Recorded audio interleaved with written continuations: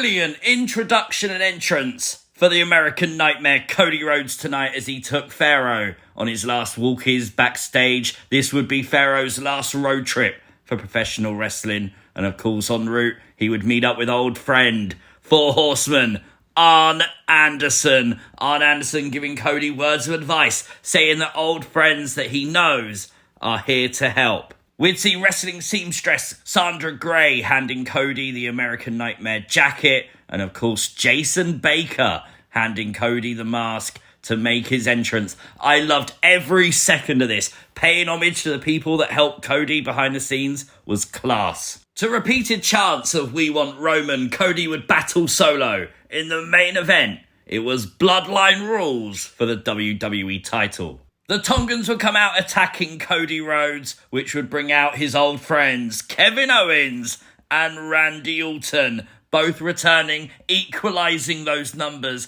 chasing the Tongans off, leaving Solo and Cody one-on-one. Jacob Fatu would get involved, of course taking out Cody Rhodes. He would splash him through the commentary table, but in doing so, he looked like he hurt his leg. Jacob seemingly couldn't put any actual weight on that right leg, it actually collapsing where the commentators would sit and then instructing Solo to basically continue. So it looks like Jacob may have got hurt. It would really suck because I'm sure Jacob was a massive part of the Bloodline plans going forward, and hopefully in that sense it's not serious at all. But this is the face you make when you realise you fucked up, because Roman Reigns is back. New OTC shirt, Roman Reigns coming back at SummerSlam, and Roman spearing Solo Sikoa, helping Cody Rhodes to retain the world title. Roman, honestly, this was the moment. No Paul Heyman, no Jimmy Uso yet, but Roman is back to massive "Thank you, Roman" chants. Love to see it. This is things you might have missed from WWE SummerSlam. Make sure you hit the like button, and if you are new to the channel, hit the subscribe button too. High drama in the first match of SummerSlam as Liv Morgan retained the Women's World title with a little assist from Dirty Dom, who then kissed her live on TV right in front of Mummy.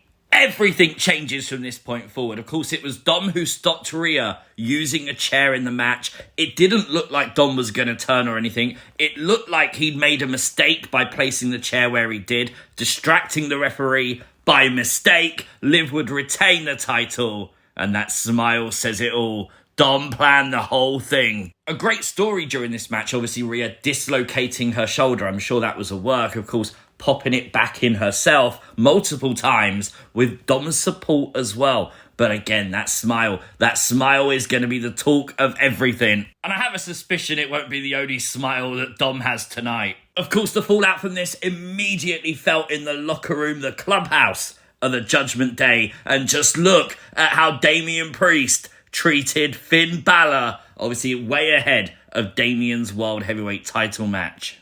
Gunther and Drew would put on a hell of a match for the world title, and of course Gunther showing the signs of war. Finn Balor would come out during the match and then put the foot of Gunther on the rope, screwing Damian Priest. Finn Balor cost Damian Priest the World Heavyweight title. I feel like though a lot of people predicted Gunther winning the World Heavyweight title, genuinely it was a great feel-good moment to see him win it. And obviously now we got this feud brewing. Finn and Damien are clearly going to have rivalry now. There was a great burst during the end of this match where Damien was like the biggest babyface in the company. Even giving him that spot where he saw the replay, he wasn't like a dumb guy. He actually saw what Finn did. And I really think the heel run of Damian Priest as champion, he's needed help to retain. When he turns face now, eventually when he gets back to that world title picture, that's really going to be the reign of Damian Priest. Where does this leave Judgment Day, though? Was this the Terror Twins being taken out from the top of Judgment Day, much like Edge was before? Is Liv now in Judgment Day? Is Carlito now going to be a full-time member?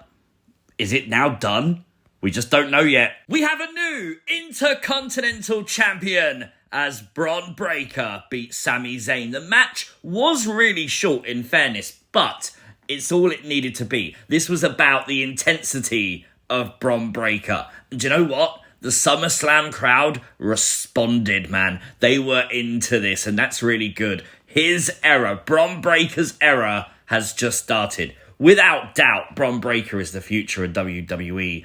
Everything works on the main roster. Everything is working.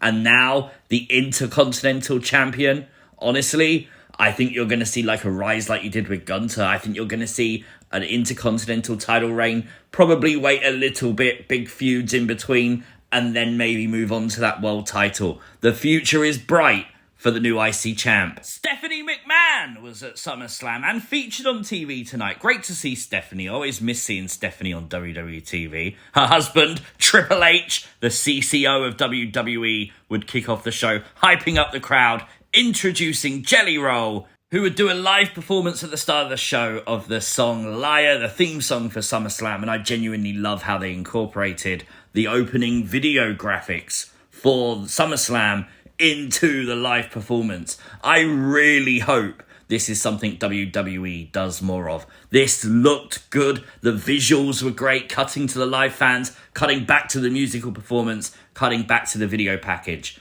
Win, win, win. Please do more, WWE. LA Knight has won the United States Championship. The reign of terror of Logan Paul is over. Despite Logan Paul using brass knucks handed to him by his friend Machine Gun Kelly, who had come to the ring with Logan Paul tonight, Logan Paul couldn't capitalise. LA Knight was one step ahead, and Knight is the new United States champion. Genuinely so well deserved, long overdue.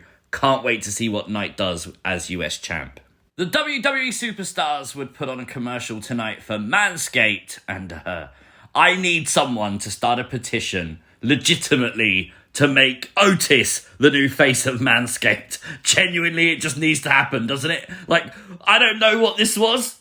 I don't want to see it ever again, but I loved it at the same time. Nia Jax won the WWE Women's Championship tonight, defeating Bayley with a sequence of 2 annihilators. A total of 3 delivered during the match. Props to Bayley for holding up Nia for that giant powerbomb out of the corner. Like, that must have taken some strength. But it was Tiffany coming out looking like she was about to cash in. That would be enough to distract Bayley, who was on the upper hand, allowing Nia to take advantage and pick up the win. The question is, the commentary team asked it, was this the plan, or did Tiffany plan to cash in? We just don't know. The collision finally happened. CM Punk versus Drew McIntyre, with Seth Rollins as special guest referee. We kind of knew that Seth would be the difference maker here, but we didn't know how. At the start of the match and throughout, he called it fairly down the middle. He let a lot of stuff slide, but the story of the match revolved around the bracelet of CM Punk, the one that Drew stole. Drew put it on mid-match. CM Punk could have probably got a submission victory. Instead, he went for the bracelet.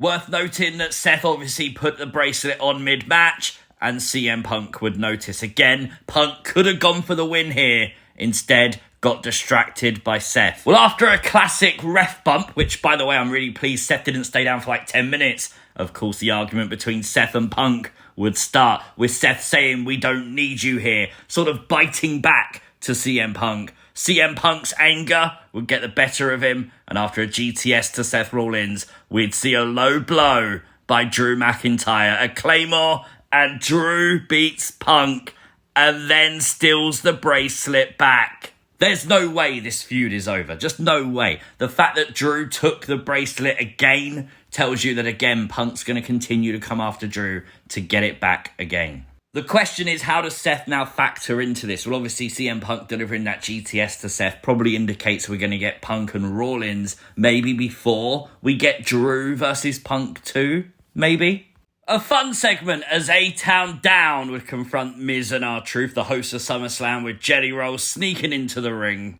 Unfortunately, the fan with a sign will go home disappointed. He didn't do a moonsault, but he did lay out Theory and Waller with a steel chair, then hit Austin Theory with a choke slam, a one-arm, really good-looking choke slam too, and then, with Truth and Miz, deliver a triple You Can't See Me. Honestly, I love pro wrestling. Seriously though, 10 out of 10 tonight. How can you give it any less? Every match hit. Every single match. New champions crowned. Massive storyline progression. And Roman's huge return. Let me know your thoughts in the comment section down below. Hit the like button on the video and subscribe to the channel if you're new. I'll see you next time.